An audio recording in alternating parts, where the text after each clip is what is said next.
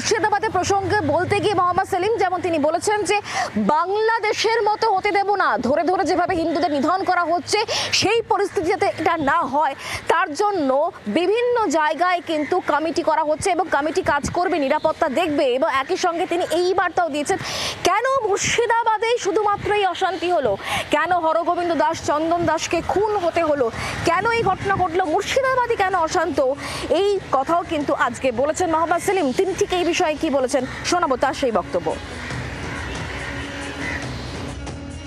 রাজ্যের প্রশাসনের মুরদ নেই এই দাঙ্গাবাজদের আটকাবে, তার জন্য লাল ঝান্ডাকে মজবুত করতে হবে। আমরা বুদ্ধদেব ভট্টাচার্যের ভাষায় বলতে পারবো, এ রাজ্যে যারা দাঙ্গা করতে আসবে তার মাথা ভেঙে গুড়িয়ে দেওয়া হবে। এটা রাজ্যের মুখ্যমন্ত্রী সাহস করতে পারেন না। এই বাংলার বুকে জ্যোতি বসু বলেছিলেন যে আজকে গোটা পৃথিবী মানে, যে গোটা দেশ মানে। তাকে জিজ্ঞেস করা হয়েছিল দাঙ্গা কেন হয়, জ্যোতি বসু বলেছিলেন সরকার চাইলে দাঙ্গা হয় আর সরকার না চাইলে দাঙ্গা হয় না।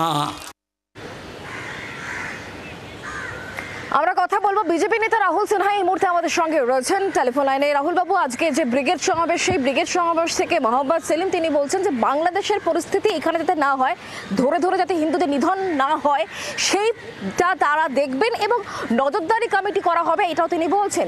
একই সঙ্গে বলছেন কেন শুধুমাত্র মুর্শিদাবাদে অশান্তি সেটা দেখতে হবে। এই বক্তব্য যখন বলছেন মোহাম্মদ সেলিম, কি বলবেন আপনি?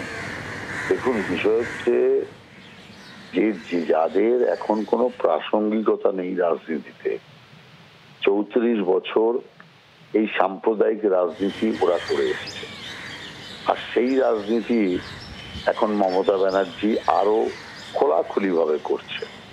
সেই জন্য আমি মনে করি সিপিএম এর আর এখন কিছু করারও নেই দেখা ছাড়া, নইলে নিজেদের পার্টির নিজেদের সমর্থক দুজনের খুন হলো, ঘুমটা দিয়ে চুপচাপ বসে আছে, এর প্রতিবাদ করতে পারছে না। তার কারণ যে মমতা ব্যানার্জি রেগে যাবে। আসলে তো তৃণমূলের স্তাবক হিসাবে এখন কাজ করছে সিপিএম, কি করে তৃণমূলের সুবিধা করে দেওয়ার জন্য বিরোধী ভোটকে কাটা যায় আর বিরোধী ভোট কেটে তৃণমূলের জয়যাত্রা আরো মসৃণ করা যায়, তার জন্যই সিপিএম এর ধ্যান জ্ঞান প্রচেষ্টা। তার কারণ নইলে সিপিএম এর সব কিন্তু আসলে তো বলা হচ্ছে যে আরএসএস এর স্ক্রিপ্টে এখানে বিজেপি আর তৃণমূল একসঙ্গে কাজ করছে, এটাই তো মোহাম্মদ সেলিম বলছেন। না না না, সে ও কি বললো সেটা তো বড় কথা নয়, কারণ তৃণমূলের সাথে বিজেপির যে লড়াই চলছে সেটা সবাই জানে।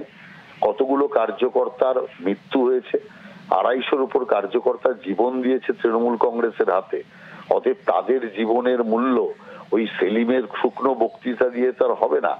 আজকে এই সিপিএম এর সবকটা জেলে থাকতো, যেভাবে 34 বছর লুট করেছে, শুধু জেল যাত্রা বাঁচিয়ে রেখেছে মমতার পদলেহন করে, নইলে এদের সব জেলে থাকার কথা ছিল। এরা যা যা দুর্নীতি করেছে এবং যে সমস্ত ভোটের প্রচারে মমতা ব্যানার্জি ওই সময় যে দুর্নীতির কথাগুলি তুলেছিলেন, আজকে একটাও বলছেন না কেন, চুপ মেরে গেছেন কেন? তার কারণ সিপিএম এখন তৃণমূলের সহায়ক। বাংলার আওয়াজ, বাঙালির আবেগ, জি 24 ঘন্টা।